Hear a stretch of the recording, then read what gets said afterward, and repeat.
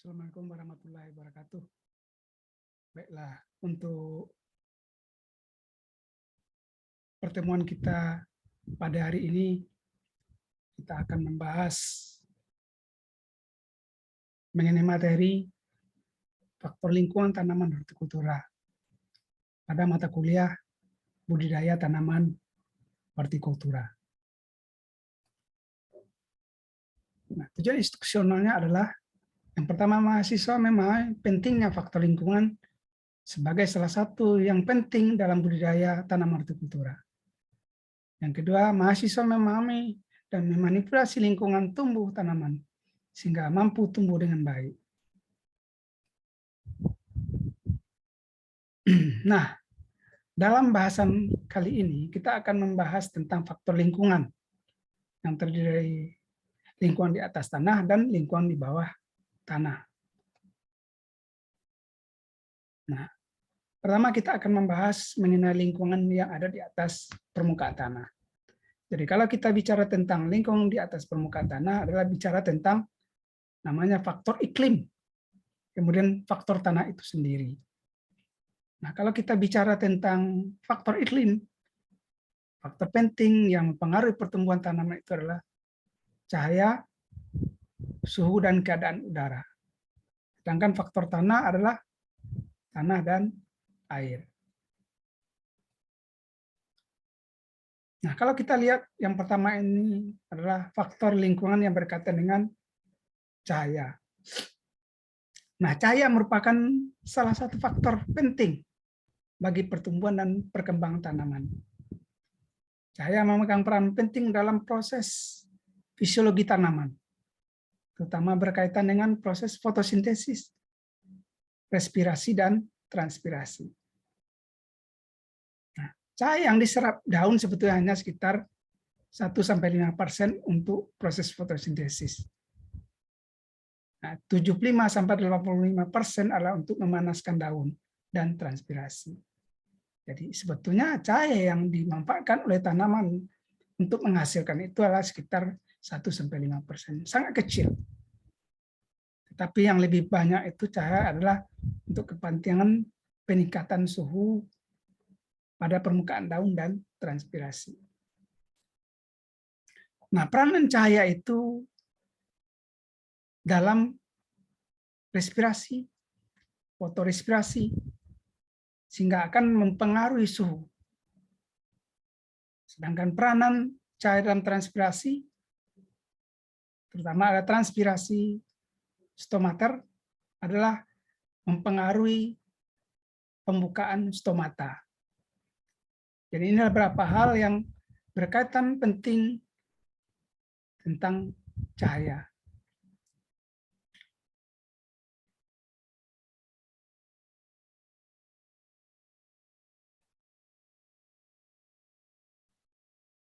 Nah, di samping cahaya itu mempengaruhi berbagai aktivitas fisiologi, kebutuhan cahaya, terutama bisa dilihat dari intensitasnya, berbeda untuk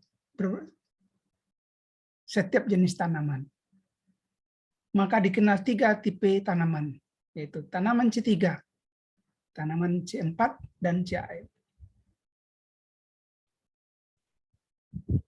Nah, kalau kita lihat dari kebutuhan intensitas cahaya itu, maka tanaman C3 memiliki titik kompensasi cahaya yang rendah, dibatasi oleh tingginya fotorespirasi. Artinya apa? Tanaman C3 itu tanaman yang membutuhkan cahaya yang banyak untuk melakukan aktivitas fotosintesis karena tingginya aktivitas fotorespirasi. Sementara tanaman C4 dan CAM memiliki titik kompensasi cahaya tinggi sampai cahaya terik dan tidak dibatasi oleh fotorespirasi. Sehingga kebutuhan cahaya bagi tanaman-tanaman C4 dan CAM ini adalah relatif sedikit. Maka dilihat dari efisiensi pemanfaatan cahayanya, ternyata tanaman C3 itu tanaman yang paling banyak membutuhkan cahaya. Karena Selain untuk fotosintesis juga diperlukan cahaya itu untuk fotorespirasi, untuk menghasilkan hasil fotosintesis atau fotosintat. Nah, faktor yang menentukan besarnya radiasi matahari ke bumi itu adalah, yang pertama adalah sudut datang matahari dari suatu titik tertentu di permukaan bumi. Kemudian panjang hari. Jadi, panjang hari juga menentukan besarnya radiasi matahari yang sampai ke permukaan. Kemudian keadaan atmosfer, kandungan debu dan uap air yang ada di atmosfer.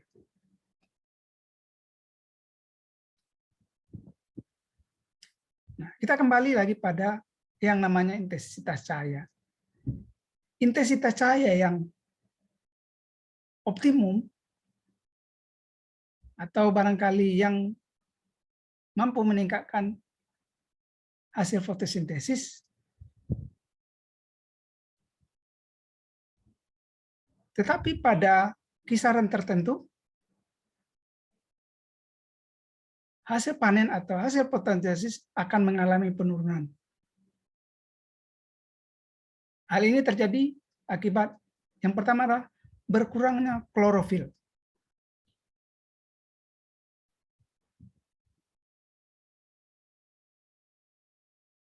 Kenapa? Karena klorofil itulah salah satu bagian penting yang diperlukan dalam proses fotosintesis.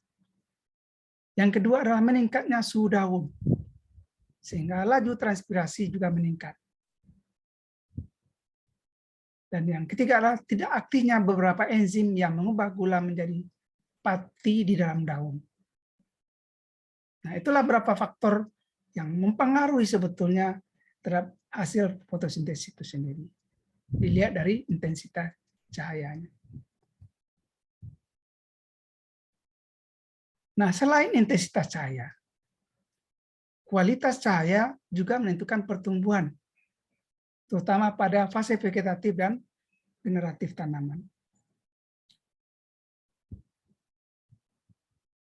Nah, kalau kita bicara tentang kualitas cahaya, tentu berhubungan dengan yang namanya panjang gelombang. Nah, batas terakhir dari radiasi gelombang pendek adalah radiasi ultraviolet. Sedangkan batas akhir dari radiasi gelombang panjang adalah sinar inframerah.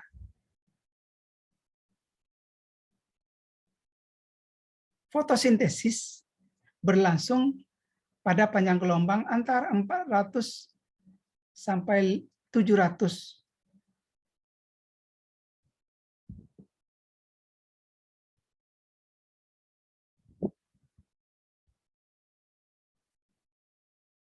Nah, kualitas cahaya yang berkisar antara 300 sampai 800 mempengaruhi fotoreaksi.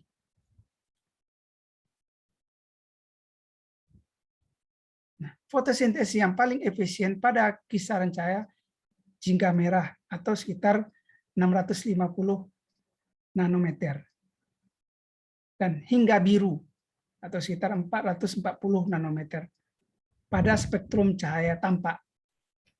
Nah, dilihat dari kualitas cahaya itu bahwa terjadinya aktivitas fotosintesis itu adalah berada pada cahaya yang tampak sekitar 400 sampai 700 nanometer. Sedangkan panjang gelombang yang besar atau kecil di antaranya itu tidak efektif untuk mendorong aktivitas fotosintesis.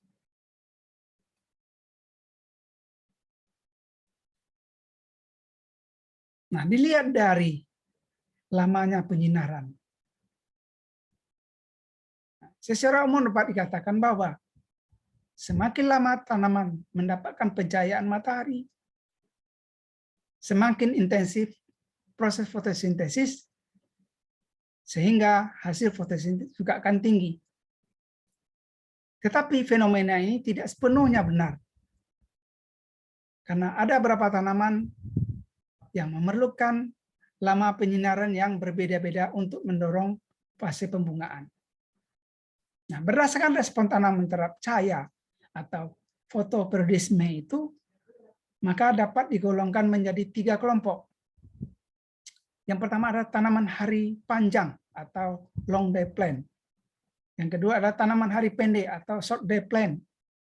Dan yang ketiga adalah tanaman hari netral atau neutral day plant. Respon tanaman terhadap panjang hari sering dihubungkan dengan proses pembungaan dan pertumbuhan. Hal ini bisa dilihat dari inisiasi bunga, produksi, kesuburan putih dan tepung sari, kemudian pembentukan umbi, dormansi benih, pembentukan anakan, percabangan dan pertumbuhan memanjang atau apikal dominansi. Nah, begitu pentingnya lama pencahayaan itu bagi tanaman, sehingga akan mempengaruhi setiap fase pertumbuhan tanaman, baik itu fase vegetatif maupun fase generatif. Nah, itu kalau kita lihat dari cahaya, baik itu dilihat dari intensitasnya, baik itu dilihat dari kualitasnya, maupun dari sisi lamanya pencahayaan atau cahaya matahari yang diterima oleh tanaman. Meskipun dalam aktivitas fotosintesis, jumlah cahaya matahari yang diserap itu untuk kepentingan fotosintesis adalah sekitar 1-5%. Nah, selain cahaya, faktor lingkungan yang mempengaruhi pertumbuhan dan hasil tanaman juga adalah suhu.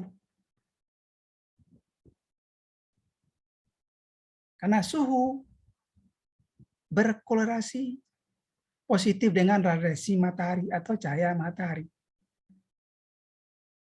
Tinggi rendahnya suhu di sekitar tanaman ditentukan oleh radiasi matahari, kerapatan tanaman, distribusi cahaya dalam tajuk tanaman, dan kandungan lengas tanah. Jadi semakin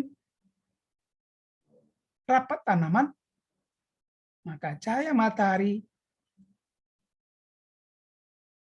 yang sampai ke bagian bawah dari tanaman semakin berkurang karena ditutupi oleh permukaan kanopi tanaman atau permukaan daun. Akibatnya suhu yang ada di bawahnya juga akan semakin rendah. Kenapa? Sebagian cahaya itu terdistribusi pada tajuk bagian atas. Kemudian juga kandungan lengas tanah.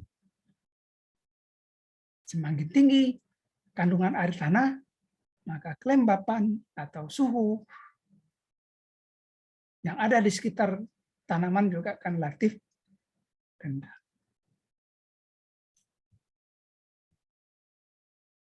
Itu kalau kita hubungkan antara suhu dengan cahaya matahari.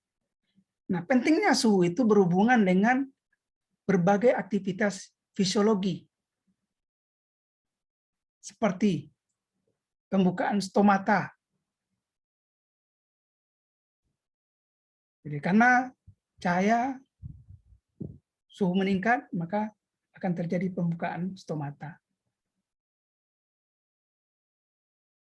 Kemudian laju transpirasi.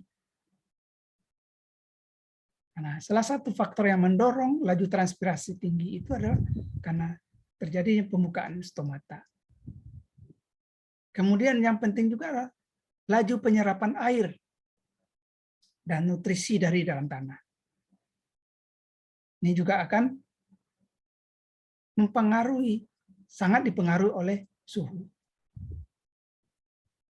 Kemudian juga aktivitas fotosintesis dan respirasi.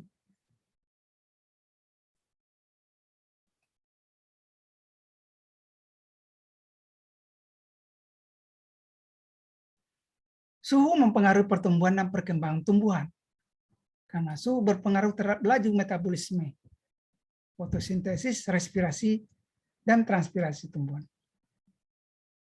suhu yang tinggi juga akan menghambat berbagai aktivitas fisiologi atau menghambat aktivitas metabolisme karena rusaknya enzim.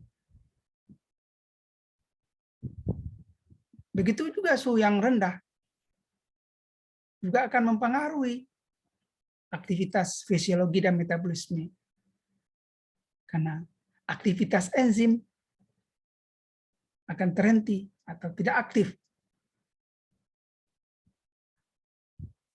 Tentu yang perlu kita perhatikan adalah suhu optimum.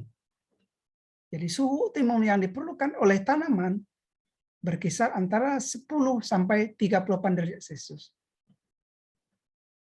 Nah, ketika suhu di bawah 0 derajat atau di atas 40 derajat, maka akan merusak atau menghambat berbagai aktivitas fisiologi dan metabolisme karena aktivitas atau kinerja enzim yang penting dalam aktivitas fisiologi dan metabolisme itu akan terganggu.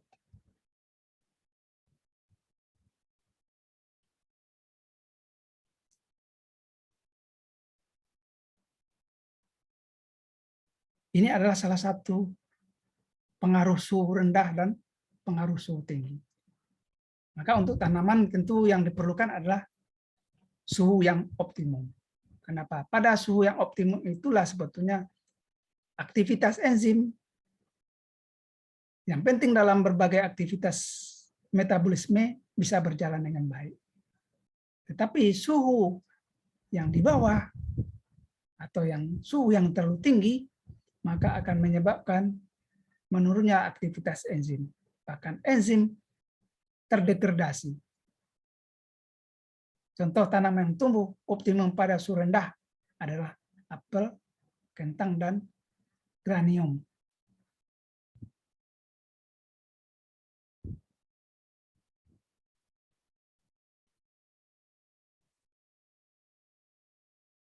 Nah, tadi saya katakan bahwa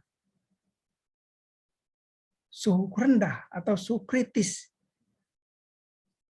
yang mendorong spliklet untuk steril itu adalah sekitar 10-15 derajat Celcius.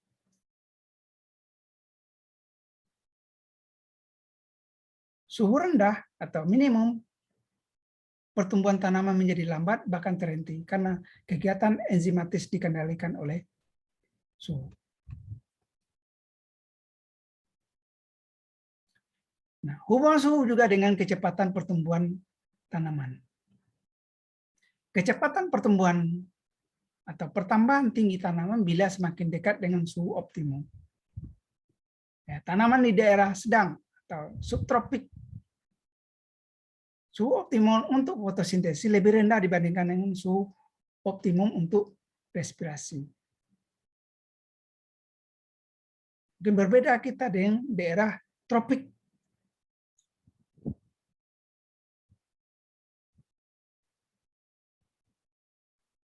Suhu maksimum menyebabkan jaringan tanaman akan mati. Jadi dikatakan ketika suhu yang di bawah 0 derajat Celcius atau di atas 40 derajat Celcius maka menghambat aktivitas enzim.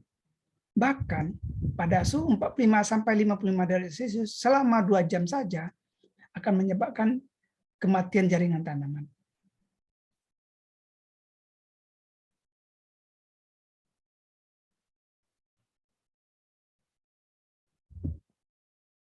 Kemudian tanaman yang kadar karbohidratnya tinggi lebih tahan terhadap suhu ekstrim tinggi.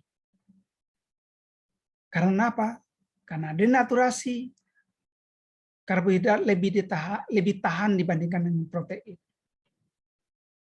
Denaturasi protein terjadi pada suhu 45 derajat Celcius.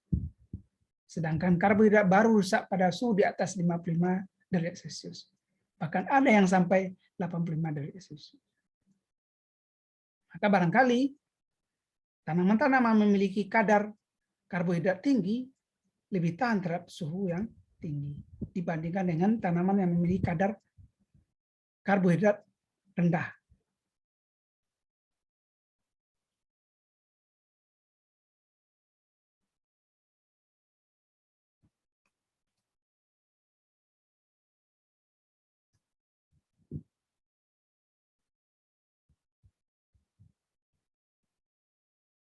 kemudian suhu itu berhubungan juga dengan energi panas yang dihasilkan oleh cahaya matahari dengan satuan gram kalori per sentimeter per jam.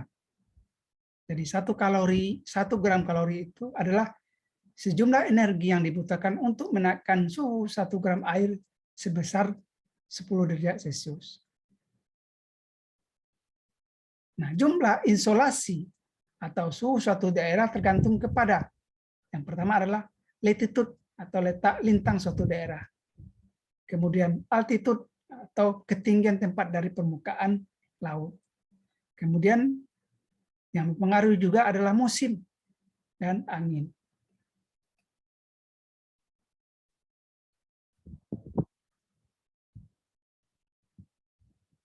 Nah, tadi sudah dikatakan bahwa suhu itu akan mempengaruhi proses metabolisme dalam tubuh tanaman.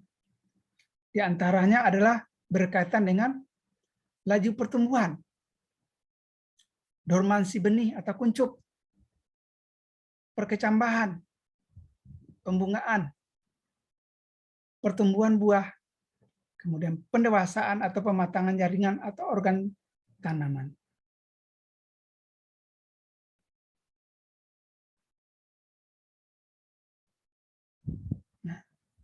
Nah, suhu yang tinggi juga akan berpengaruh terhadap berbagai aspek.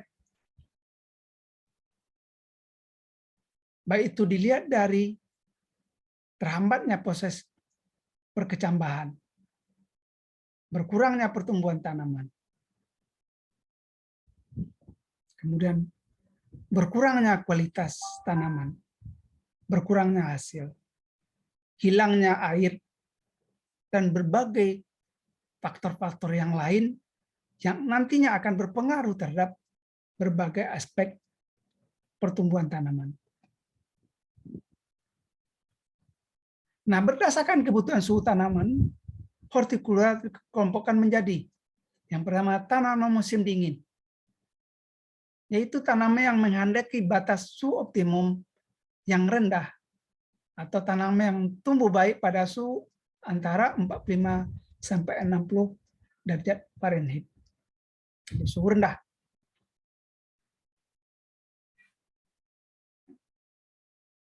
Yang pertama dari golongan buah-buahan, kelompok buah-buahan seperti apel, pir, cherry, plum, strawberry, grape, blackberry, dan raspberry.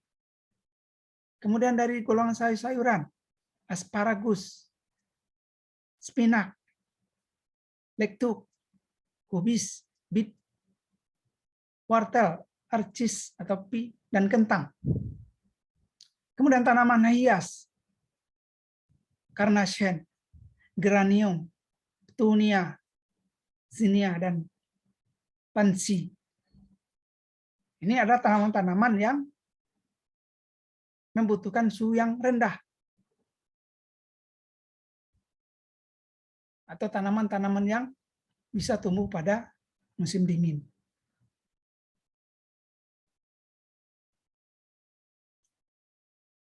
Kemudian yang kedua tanaman musim panas, yaitu tanaman yang menghendaki batas suhu optimum yang tinggi atau tanaman yang tumbuh baik pada suhu 60 sampai 75 derajat Fahrenheit. Dari buah-buahan adalah peach, apricot, citrus atau jeruk, olive, fig, permison, dan grape. Kemudian dari sayur-sayuran, tomat, bawang atau lombok, terung, mentimun, semangka, waluh, kontalob, atau bin atau kacang-kacangan. Dan tanaman hias adalah rose, poinsettia, gardenia, euphorbia, amaryllis, dan orchid atau jenis anggrek.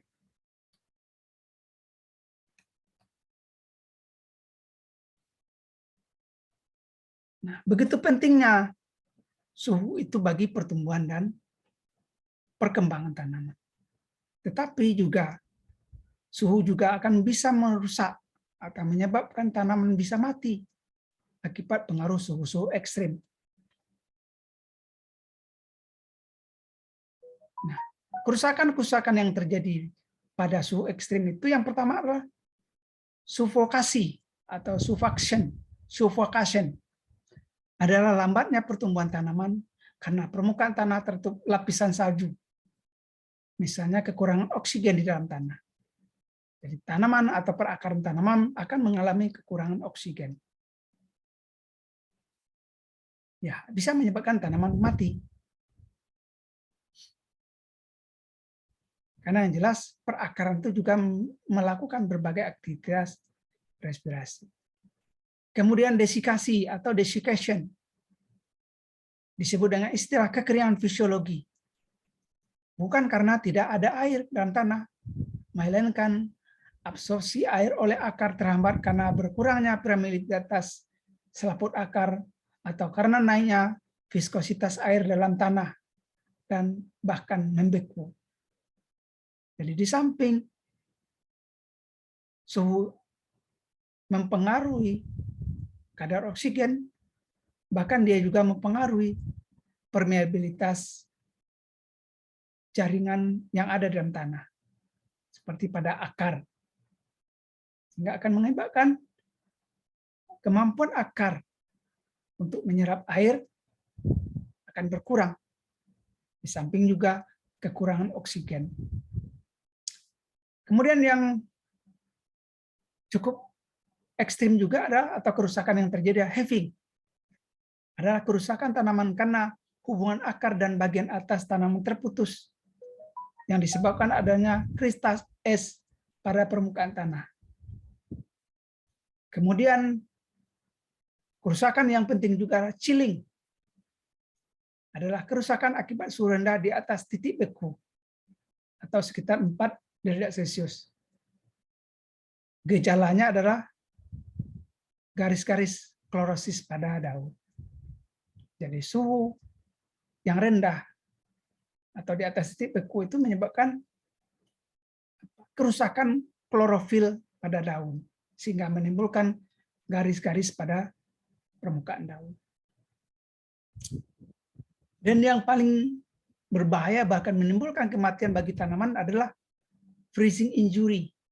Adalah pembekuan dalam jaringan tanaman yang berupa kristal es di dalam atau di antara sel, sehingga tanaman rusak secara mekanis. Akibatnya bagian tanaman atau seluruh tanaman akan mati. Jadi suhu ekstrim yang dimaksud di sini adalah suhu yang terlalu rendah, bahkan suhu yang di bawah 0 derajat Celcius. Ini terutama terjadi di daerah subtropik yang mengalami yang namanya musim dingin. Nah, selain suhu, yang penting juga adalah udara. Jadi udara itu adalah bagian penting.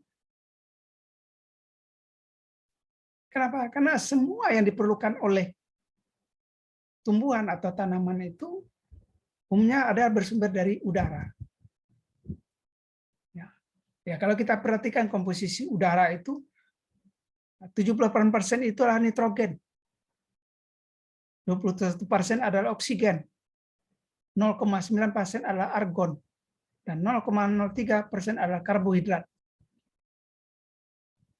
Dan 0,07% adalah gas lain. Nitrogen, oksigen adalah bagian penting yang diperlukan oleh tanaman.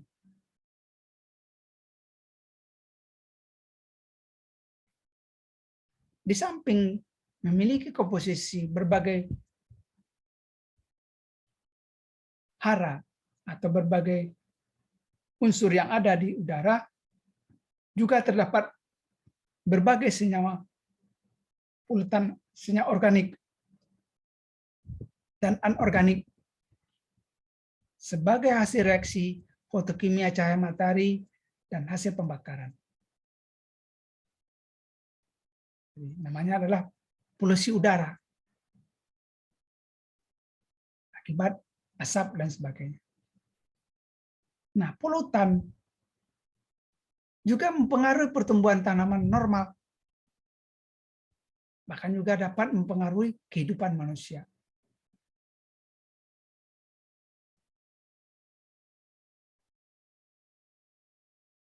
Nah, oksigen sangat banyak di udara.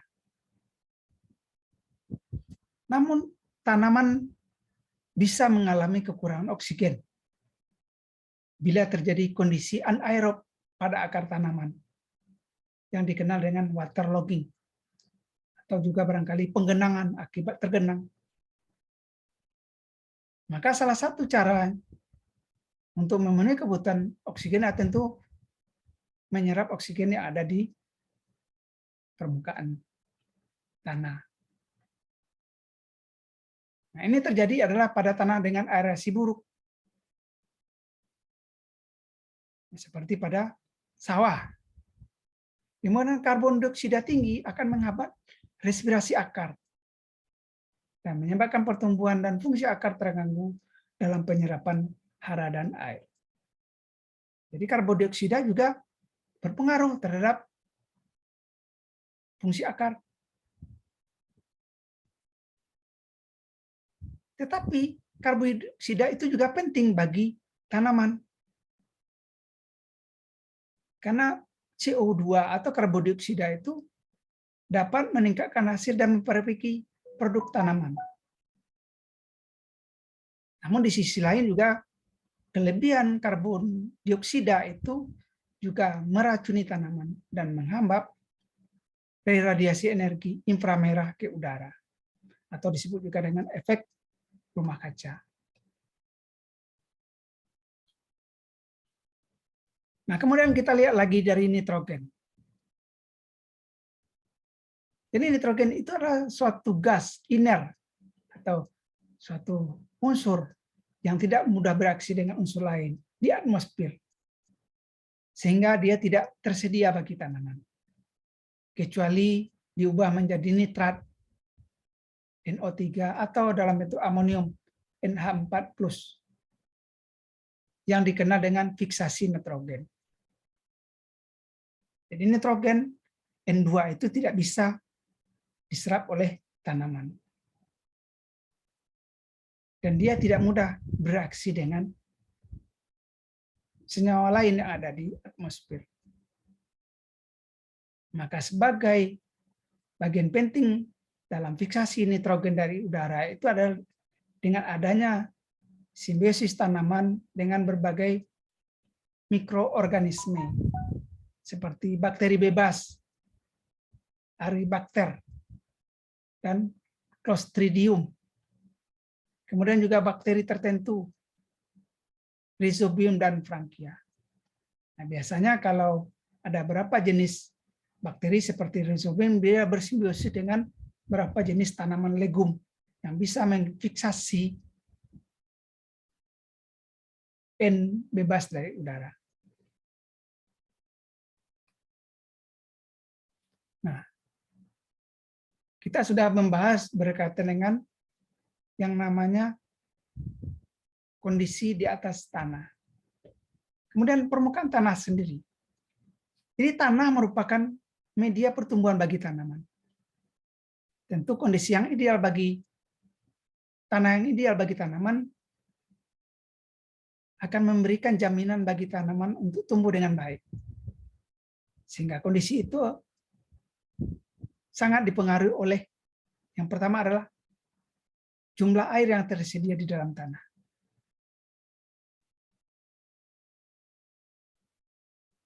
Kemudian jarak yang ditempuh pergerakan air yang tersedia.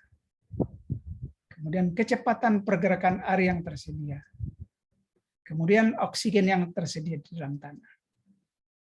Nah, ini adalah beberapa faktor yang mempengaruhi kondisi tanah.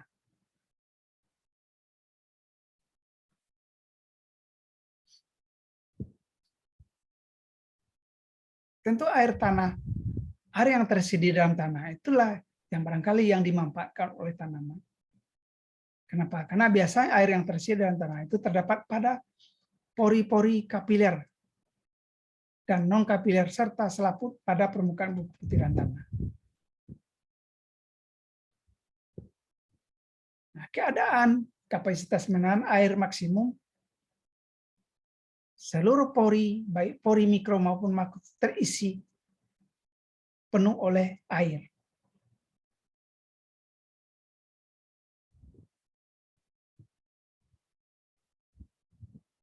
Akan dia terjadi pengenangan. Kemudian keadaan kapasitas lapang. Ini terjadi bila air telah mencapai keadaan maksimum selama berapa waktu terjadi pergerakan air ke bawah sampai akhirnya gerakan terhenti. Nah, keadaan demikian disebut dengan kapasitas lapang atau fill capacity. Nah, di sini pori tanah baik makro maupun mikro akan memiliki kondisi yang berbeda. Kalau kapasitas menahan air yang maksimum, maka pori mikro dan makronya akan terisi penuh oleh air. Tapi pada kapasitas lapang, pori makronya sebagian diisi oleh udara, sedang pori mikro penuh dengan air. Maka kondisi seperti ini sebetulnya tanaman masih mendapatkan air yang cukup untuk kebutuhannya, untuk pertumbuhannya. Nah, kemudian yang berikut adalah keadaan tidak titik layu. Jadi keadaan air tanah sudah sangat berkurang, di mana ruang pori makro dan mikronya tidak terisi oleh air dan hanya diisi oleh udara. Artinya tanaman sudah memiliki fase kekurangan air, keterbatasan air.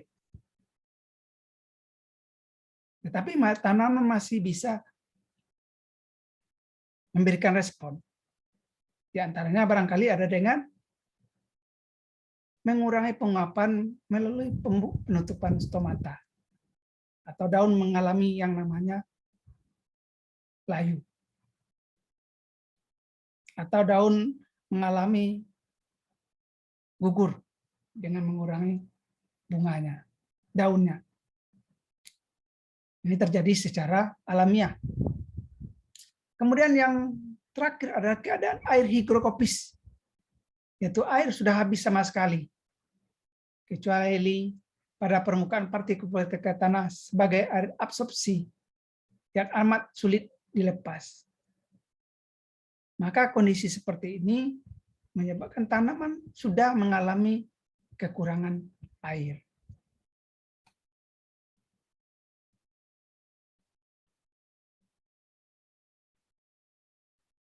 Jadi tanaman sudah mengalami kekurangan air. Akibatnya apa? Ya, tanaman bisa mati. Nah, tidak ada lagi air yang bisa diserap dari dalam tanah. Nah, semuanya itu ketersediaan air di dalam tanah itu sangat dipengaruhi oleh kondisi tanah, suhu, kemudian konsentrasi larutan tanah, dan oksigen yang tersedia di dalam tanah. Jadi selama tanaman masih mendapatkan suplai air yang cukup,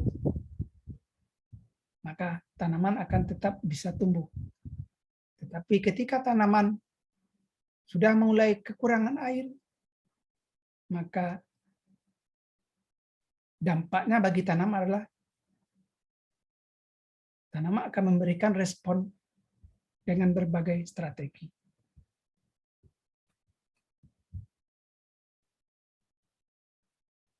Ini adalah penyerapan air oleh tanaman. Jadi air diserap itu berasal dari dalam tanah semuanya. Jadi air itu tidak diambil atau diserap dari udara atau melalui air hujan. Maka ketersediaan air di dalam tanah itu menjadi salah satu faktor penting bagi menjamin keberlangsungan hidup tanaman. Kalau kita perhatikan bagaimana penyerapan air oleh akar, bagaimana pelepasan air melalui evaporasi melalui daun. Maka ketika airnya terbatas, maka tentu daun tidak lagi bisa melepas air dalam jumlah banyak. Maka akan mempengaruhi permukaan daun, atau bentuk daun, atau morfologi daun.